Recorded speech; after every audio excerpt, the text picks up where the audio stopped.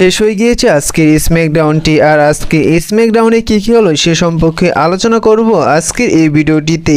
আজকে স্ম্যাকডাউন শুরুতে দেখা যায় যে স্ম্যাকডাউনের সমস্ত রেসলারগুলো এবং ট্রিপল এইচ মিলে তারা ট্রিবিউট জানায় হাল্ক হোগানকে, কারণ গত 24 তারিখে হাল্ক হোগান এই পৃথিবী ছেড়ে মারা গিয়েছে, যার কারণে সবাই নীরবতা পালন করার পর হাল্ক হোগানের উদ্দেশ্যে 10 বার বেল বাজানো হয়। তারপর ট্রিপল এইচ তিনি হাল্ক হোগানকে নিয়ে কথা বলে, তিনি বলে যে আজ এই ডাব্লিউডাব্লিউ কোম্পানিটি যে জায়গায় এসে দাঁড়িয়েছে এই জায়গায় আসার পিছনে মূলত হাত রয়েছে হাল্ক হোগানের। তিনি যদি ডাব্লিউডাব্লিউতে না আসতো তাহলে আজ এই ডাব্লিউডাব্লিউ কোম্পানিটি এ জায়গায় আসতে পারতো না। তাকে বলা হয়ে থাকে ডাব্লিউডাব্লিউ গড, তার জন্য আজ এই ডাব্লিউডাব্লিউ কোম্পানিটি এ জায়গায় এসে দাঁড়িয়েছে। তো ট্রিপল এইচ নিয়ে হাল্ক হোগানকে নিয়ে একটি লম্বা প্রোমো কাট করে, তারপর সে জায়গায় মূল শো শুরু হতে দেখা যায়। সে জায়গায় সর্বপ্রথম আসতে দেখা যায় শোয়ের মূল শোয়ে সর্বপ্রথম আসেন লোগান পল। তিনি এসে কথা বলেন তার নিজের সম্পর্কে। তিনি বলে যে আজকে স্ম্যাকডাউনটি যে জায়গায় হতে যাচ্ছে এটি হচ্ছে আমার শহর, আর মূলত আমার এই শহরটিকে চিনে আমার জন্য, কারণ আমি হচ্ছে এই শহরের একজন কুইং। কারণ আমি যদি না থাকতাম এই শহরটাকে কেউ চিনতে পারতো না। সে জায়গায় সবাই লোগান পলকে ভু করে। তো সে জায়গায় লোগান পল প্রোমো কাট করতে থাকে। ঠিক সে সময় আসেন সে জায়গায় জে রয়্যাল। জে রয়্যাল এসে বলে যে তুমি এই শহরের জন্য একজন অভিশাপ, তোমার জন্য এই শহরকে কেউ চিনে না, কারণ এই শহর তোমার জন্মের আগে থেকেই সবাই চিনে থাকে। তো আর তোমাকে এ জায়গায় কেউই পছন্দ করছে না, তোমার শহরের মানুষ তোমাকে অপছন্দ করছে।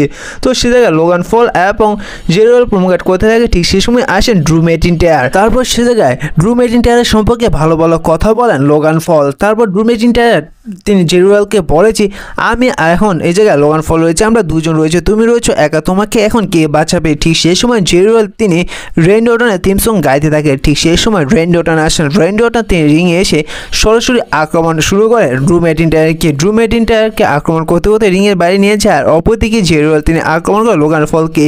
তো এদের মধ্যে আক্রমণ চলতে থাকে। এক পর্যায়ে জে রয়্যালকে আক্রমণ করে লোগান পল এবং ড্রু ম্যাকিন্টায়ার মিলে। তারপর পরবর্তীতে আবার দেখা যায় যে ড্রু ম্যাকিন্টায়ারকে আক্রমণ করে রেন্ডি অর্টন। এক পর্যায়ে গিয়ে দেখা যায় যে যখন লোগান পল তিনি নকআউট পাঞ্চ দিতে যাবে জে রয়্যালকে, উল্টো জে রয়্যাল তিনি আক্রমণ করে দেয় লোগান পলকে, যার কারণে সে জায়গা থেকে লোগান পল এবং ড্রু ম্যাকিন্টায়ার পালিয়ে যায়। এখন দেখার বিষয় ডাব্লিউডাব্লিউ এদের ম্যাচটি সামারস্ল্যাম পে-per-ভিউতে কীভাবে অনুষ্ঠিত করে। মনে হয় না জে রয়্যাল সামারস্ল্যাম পে-per-ভিউতে অতটা ভালো পারফরমেন্স দিতে পারবে। পরবর্তীতে ওমেন্সের একটি সিঙ্গেল ম্যাচ দেখা দেয়। সেই ম্যাচটি দেখা যায় অ্যালেক্সা ব্লেস এবং রক্সিনের মধ্যে। যেহেতু এবার সামারস্ল্যাম পে-per-ভিউতে Alexa Bliss Charlotte Flair versus Raquel রক্সিনের মধ্যে একটি ট্যাগ টিম চ্যাম্পিয়নশিপের ম্যাচ হতে যাচ্ছে, যার কারণে এই ম্যাচটি হাইপ করার জন্য ডাব্লিউডাব্লিউ এদের মধ্যে একটি সিঙ্গেল ম্যাচ রেখেছে। তো এই ম্যাচটি শুরু হলে ম্যাচটির মধ্যে রাকেল তিনি পরপরভাবে ইন্টারফিয়ার করতে থাকে। এক পর্যায়ে রাকেল এবং শার্লেট ফ্লেয়ারের মধ্যে আক্রমণ শুরু হলে অ্যালেক্সা ব্লেস তিনি রাকেলকে আক্রমণ করে, কিন্তু যেটা সুযোগ নিয়ে রক্সিন তিনি অ্যালেক্সা ব্লেসকে রোল আপের মাধ্যমে হারিয়ে দেয় এবং এই ম্যাচটির মধ্যে ভিক্টরি নিয়ে নেয়। পরবর্তীতে আরও একটি ওমেন্সের ম্যাচ দেখানো হয়। সেই ম্যাচটি দেখা যায় জেড কালির এবং চেলসি গ্রিনের মধ্যে। আর এদের ম্যাচটি মূলত হয় ব্যাক স্টেজে ঝগড়ার কারণে। সে জায়গায় জেড কালিরকে একটি ব্যাক স্টেজে ইন্টারভিউ নিতে দেখা যায়। সে জায়গায় চেলসি গ্রিন এসে ইন্টারফিয়ার করে, যার কারণে তাদের মধ্যে আক্রমণ শুরু হয় এবং সেই আক্রমণ থেকে রিংয়ের মধ্যে এদের মধ্যে একটি ম্যাচ হয়। তো ম্যাচটির মধ্যে দেখা যায় যে জেড কালির তিনি চেলসি গ্রিনকে হারিয়ে দেয়। তারপর সে থেকে হারিয়ে দেওয়ার পর জেড কালিরকে পাইপার এবং V5 এসে তারা আক্রমণ করতে থাকে জেড কালিরকে। পরবর্তীতে সে থেকে জেড কালিরকে সেভ করতে আসেন টিফিনি। টিফিনি এসে সবাইকে আক্রমণ করে এবং টিফিনি সেই টাইটেলটি রিংয়ের মধ্যে পড়ে থাকে। তারপর সেই টাইটেলটি হাতে তুলে নেয় জেড কালির এবং তিনি তার কাঁধে রাখে। আর এদের ম্যাচটি এভাবেই এবার সামারস্ল্যাম পে-per-ভিউর জন্য হাইপ করলেন ডাব্লিউডাব্লিউ। পরবর্তীতে রিংয়ে আসেন মানবতার ফিরে হলা কোরিরোস। তিনি এসে সর্বপ্রথম কথা বলেন হাল্ক হোগানকে নিয়ে। তিনি বলে যে হাল্ক হোগান আমাদের একটি লেজেন্ড ছিল, তিনি গত 2 দিন আগে আমাদের ছেড়ে চলে গিয়েছে এই পৃথিবী ছেড়ে। আজ এই ডাব্লিউডাব্লিউ কোম্পানিটি দাঁড়িয়ে রয়েছে মূলত হাল্ক হোগানের জন্য। হাল্ক হোগান আজ এই কোম্পানিটি এই জায়গায় এনে দাঁড়িয়ে করিয়ে দিয়েছে। হাল্ক হোগান তিনি যদি না থাকতো আজ এই ডাব্লিউডাব্লিউ কোম্পানিটি এই জায়গায় থাকতো না, আমি এই জায়গায় থাকতাম না। তাহলে মূলত সব কিছুই হাল্ক হোগানের জন্য এই ডাব্লিউডাব্লিউ কোম্পানিটি এই জায়গায় আসতে পেরেছে।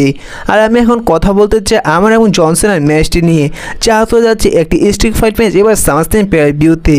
আমি এই জায়গায় জন সিনাকে নিয়ে একটি কথা বলবো। আমি জন সিনাকে ফেস করতে চাই যে জন সিনাকে সমস্ত দর্শকরা ভালোবাসতো, সমস্ত দর্শকের সাথে মিশতো। আমি সেই জন সিনাকে এবার সামারস্ল্যাম পে-per-ভিউতে ফেস করতে চাই। আমি সেই জন সিনাকে ফেস করতে চাই না যে জন সিনা বারবার ম্যাচের মধ্যে চিটিং করে বারবার ম্যাচ ছেড়ে পালিয়ে যেতে চায়। তাই আমি চাই যে এবার সামারস্ল্যাম পে-per-ভিউতে সেই জন সিনাকে ফেস করতে।